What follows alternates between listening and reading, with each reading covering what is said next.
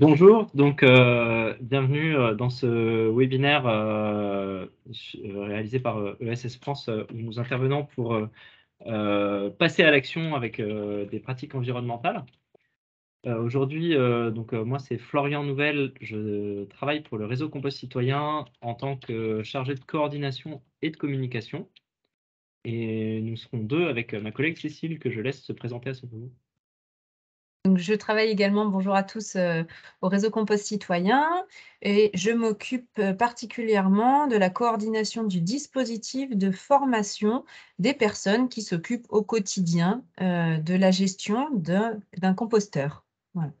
Ou de composteurs, plusieurs composteurs. Pour vous présenter le réseau, nous avons à l'heure actuelle, nous avions 670 adhérents l'an dernier qui se décomposent en 3 catégories. Des habitants et des citoyens engagés dans une dynamique de compostage, des collectivités territoriales et des professionnels, alors qui peuvent être soit des associations professionnelles, soit des professionnels du compost. Généralement, ce sont des petites entreprises, souvent de l'ESS, qui font les plus grosses entreprises membres du réseau sont entre 5 et 10 salariés, peut-être un tout petit peu plus maintenant, mais on reste dans cette dynamique-là, donc très proche des petites structures de l'ESS. En fait, notre rôle, c'est de vraiment faire le lien entre les acteurs, rassembler les meilleures pratiques et les diffuser à tous et toutes avec des actions spécifiques pour chacun des types d'acteurs, puisque les attentes d'une collectivité territoriale sont évidemment pas les mêmes que les attentes d'un particulier qui vient chercher des informations sur le compost. Parmi les actions que nous portons depuis notre création en 2009, et que nous continuons à porter fortement, c'est le développement des formations, à la fois des formations pour les citoyens, mais aussi pour les professionnels et les différents types de professionnels qui interviennent dans la gestion de proximité des biodéchets, puisque c'est ça qu'on défend, c'est de gérer nos biodéchets en proximité, donc ça veut dire sans collecte, et quand c'est les producteurs de biodéchets qui viennent apporter directement leurs biodéchets sur un site de compostage avec une limite de 1 tonne par semaine. Si on avance, depuis quelques années, nous avons développé nos réseaux régionaux, ce qui seront les plus à même de venir répondre à vos questions dans le futur pour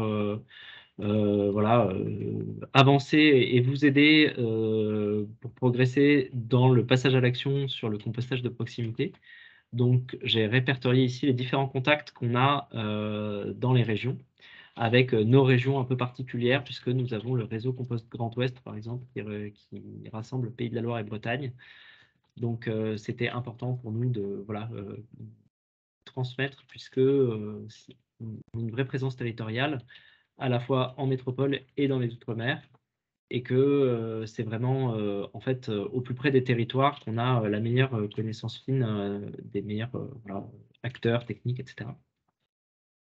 Et donc, pour nous, ce qui était important aujourd'hui, c'était de revenir sur les déchets des activités économiques, donc ce qui nous intéresse aujourd'hui, dans le cadre de ce qui se composte. Donc, on a à la fois les déchets de cuisine étable, donc c'est tout ce qui est passé par une cuisine à un moment donné, à différencier des denrées alimentaires, emballées ou non, qui sont en fait vraiment ce qui n'est passé que, par exemple, une étagère d'épicerie, mais qui n'est jamais arrivé jusqu'à une cuisine. Et puis enfin, on a les déchets verts qui sont souvent l'angle mort du compostage, mais qui sont essentiels puisque toute activité de compostage, c'est mélanger en fait des déchets, ce qu'on appelle verts, mous, humides souvent, donc vraiment tout ce qui sort de la cuisine, porteur d'azote et très très liquide, enfin très, très humide, avec des déchets un peu plus secs qui viennent du jardin, bruns et qui structurent en fait le tas de compost. Afin qu'on ait une idée, on a plusieurs éléments qui cadrent la réglementation. Donc, on a un cadre européen qui définit ce qu'est un biodéchet, donc ce dont je viens de vous parler. Les biodéchets, c'est donc les déchets de cuisine étable et les déchets verts. Les denrées alimentaires ont on va dire, une particularité d'être, de devoir, avant d'être considéré comme un déchet, être passé par une cuisine, ce qui est bien logique pour réduire le gaspillage. Et le cadre européen, donc il est unique dans toute l'Europe, puisque c'est une directive qui cadre ce qu'est un biodéchet, quand est-ce qu'il va falloir au maximum le trier à la source. Dans ce qui nous concerne, le compostage de proximité, on a un arrêté de 2018 qui vient définir qu'est-ce qu'on peut faire en compostage de proximité, donc à la fois les volumes, je vous disais 1 tonne par semaine maximum, et qui peut composter, donc ceux qui apportent directement leurs biodéchets. Donc quand on est une entreprise, c'est quand l'entreprise apporte elle-même ses biodéchets sur le site de compostage, et enfin ce qu'on peut en faire, donc comment on peut les utiliser ensuite, permettre leur retour au sol, etc. Et puis on a la loi AGEC, anti-gaspillage et économie circulaire, qui renforce tout le volet anti-gaspillage, à la fois sur les denrées alimentaires, mais aussi en fait, qui vient rappeler la hiérarchie des normes. D'abord, on réduit et ensuite on recycle. Et puis, si vraiment on ne peut plus rien faire, on se débarrasse. Mais là, on est vraiment dans la réduction et le recyclage, enfin, on va dire, des biodéchets en compostage. Et la loi AGEC avance également les dates d'obligation de tri à la source au 1er janvier 2024 pour tout le monde, à la fois les déchets d'activité économique et les déchets ménagers. Donc maintenant qu'on en est là, quels sont nos leviers d'action? Pour passer à l'action, on a à la fois réduire le gaspillage alimentaire, ça c'est essentiel. Le meilleur déchet qu'on ne produit pas, le meilleur déchet c'est celui qu'on ne produit pas, et réduire ses déchets verts. Là aussi, c'est quelque chose vraiment sur lequel j'ai voulu vous sensibiliser aujourd'hui, parce que bien souvent on met en avant le gaspillage alimentaire, mais réduire ses déchets verts, c'est aussi très important. Et c'est ce mélange, on va dire, déchets de cuisine étable, déchets verts, qui fait un bon compost. Il y a aussi séparer les biodéchets du reste des ordures. C'est un levier d'action et on va dire quelque chose à surmonter qui est très important. Et trouver la solution la plus adaptée pour valoriser ces déchets. Donc, comment faire avec chacun de mes déchets et dans chacune des situations pour faire face en fait à, à ce qui reste après avoir mangé ou après avoir fait le jardin, et comment les valoriser. D'abord, pour réduire le gaspillage alimentaire, bien souvent quand on parle de gaspillage alimentaire, on pense à finir son assiette, mais en fait ça ne se limite pas à ça. C'est tout un audit à faire sur depuis la production jusqu'à la consommation. On a des actions à prendre. En fait, regarder qui sont les producteurs, essayer d'aller vers du local, des transformations vertueuses, les plus limitées possibles pour avoir des produits frais, par exemple. Et dans la distribution, aussi les circuits alimentaires pour éviter, puisque donc, plus les circuits sont longs, plus il faut prendre des marges, puisqu'il va y avoir des choses qui vont se gâter pendant le transport. Et puis en plus, plus ça veut dire suremballage pour supporter un transport long. Et enfin, au niveau de la consommation, effectivement, par exemple, si on gère une restauration collective, se poser la question, comment est-ce que je peux gérer de manière qualitative pour éviter en fait d'avoir des plateaux pleins qui me reviennent, donc savoir s'adapter, adapter les quantités, adapter parfois en fait la manière dont on agence son self. Je suis allé déjeuner lors d'une présentation qu'on a faite à l'ADEME la semaine dernière dans leur self, et en fait donc tous les condiments, le pain, etc., c'est à l'autre bout par rapport là où il y a la caisse, parce que bon, ils se sont rendus compte qu'en fait, il y avait beaucoup de gens qui prenaient du pain puis qui ne le mangeaient pas. Donc voilà, c'est des petits détails comme ça, c'est souvent l'exemple qu'on cite le plus, mais chaque lieu a ses perspectives de progrès.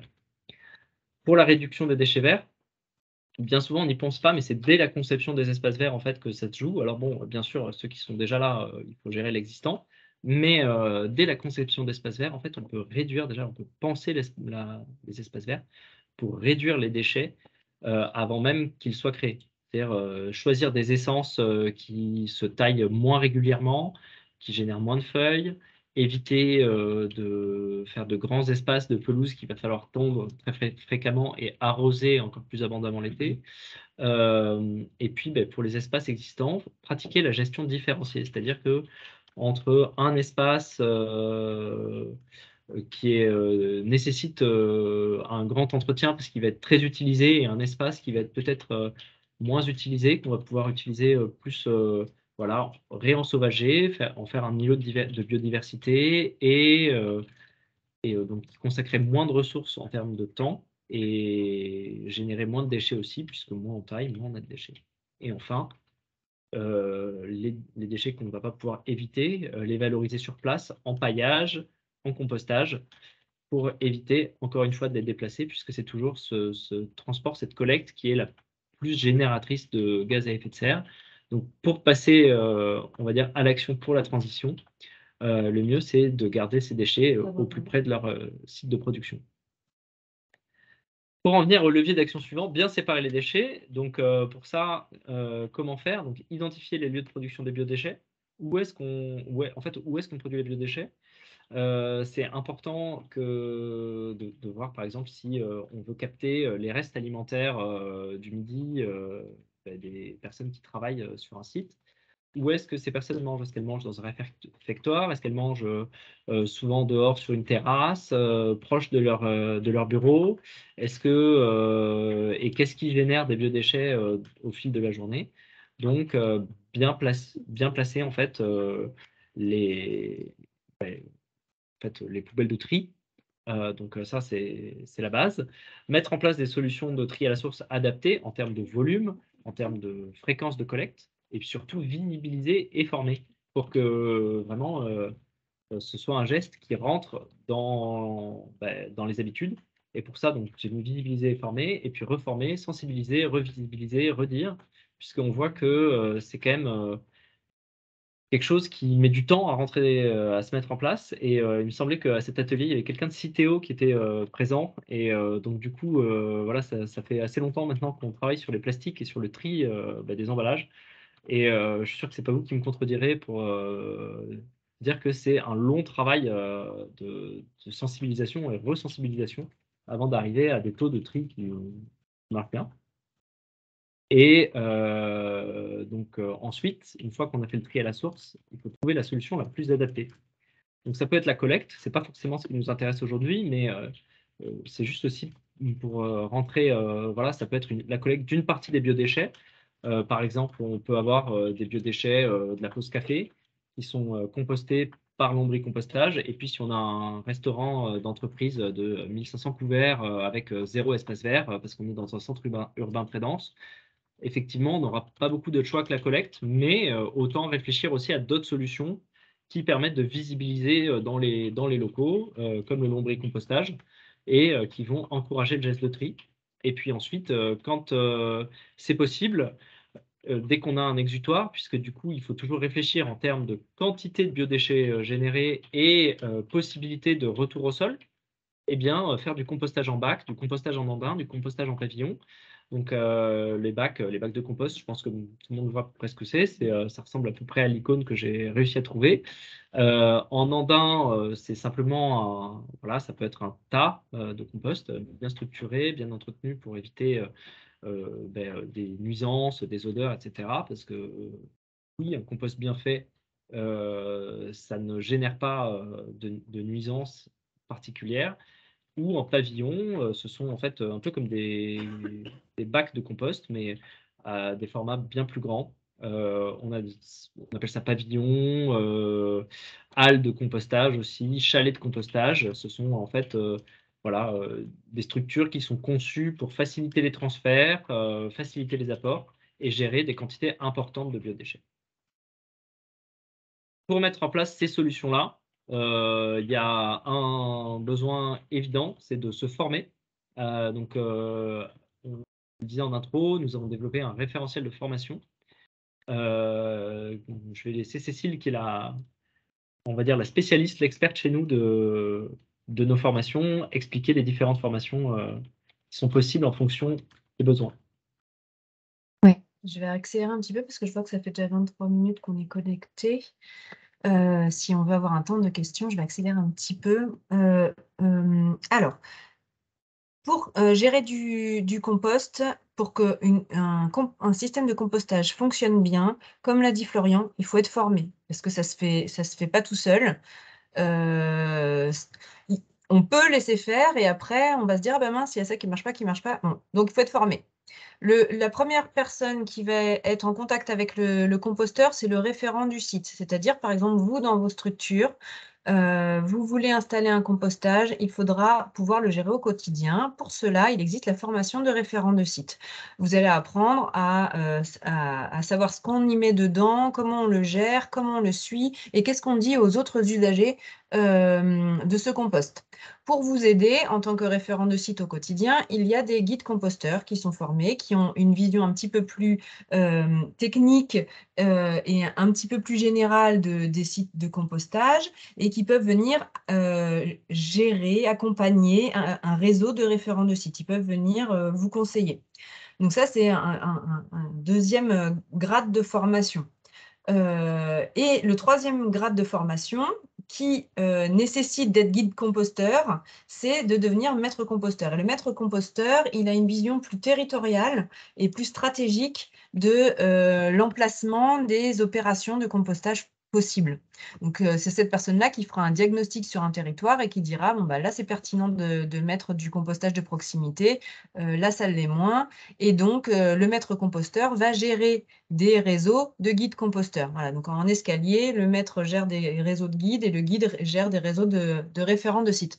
Pour cela, il y a un dispositif de formation et ce dispositif de formation, il a été co-construit avec l'ADEME entre 2009 et 2014. À partir de 2014, c'est l'ADEME qui l'a animé, qui l'a géré, et avec les membres du réseau Compost Citoyen pour faire l'amélioration continue du contenu des formations.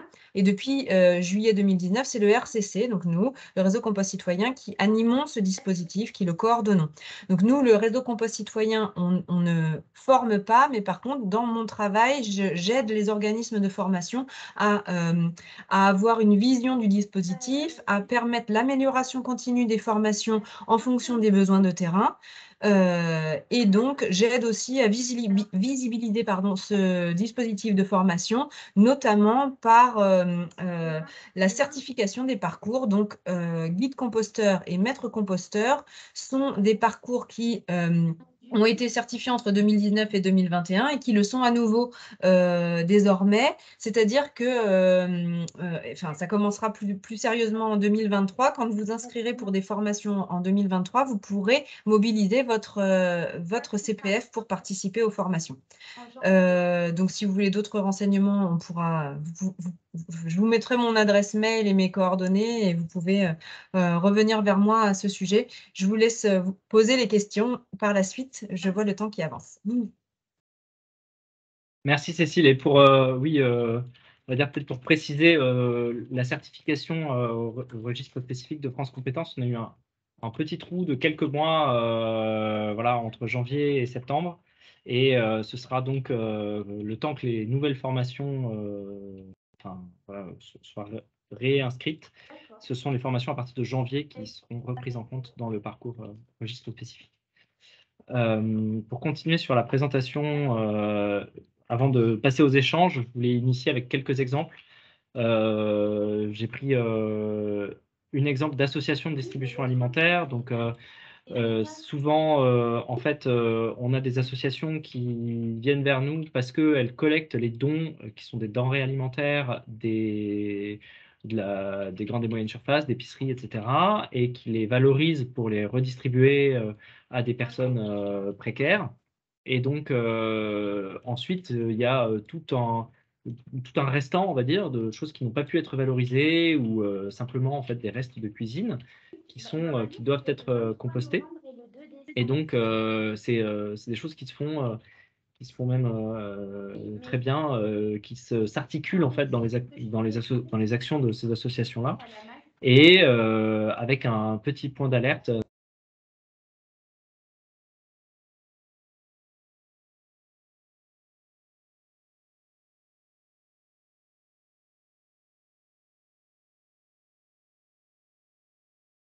Florian, on ne t'entend plus.